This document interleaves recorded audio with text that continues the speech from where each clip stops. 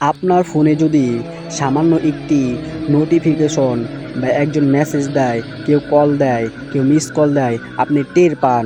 অথচ মসজিদের মাইকে মুয়াজ্জিন সাহেব এত সুন্দর করে উচ্চস্বরে আজান দিচ্ছে, বলতেছে হাইয়া আলাস সালাহ, নামাজের জন্য এসো, হাইয়া আলাল ফালাহ, কল্যাণের জন্য এসো, আর আপনি মসজিদে যাচ্ছেন না নামাজ পড়তে। আপনার কানে যায় না?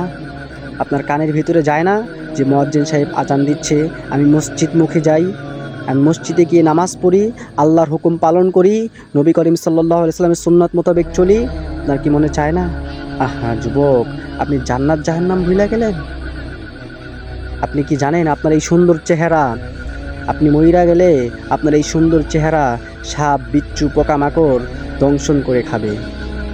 আর যদি জান্নাতে যান, আল্লাহ তাআলার অশেষ নিয়ামতে যদি জান্নাতে চলে যান, শান্তি আর শান্তি, সারা জীবন সুখে শান্তিতে থাকবেন। আল্লাহ তাআলা আমাদের সকলকে বুঝে শুনে আল্লাহর হুকুম এবং নবী করিম সাল্লাল্লাহু আলাইহি সাল্লামের সুন্নাত মোতাবেক চলার তৌফিক দান করুক। সকলে বলে আমিন।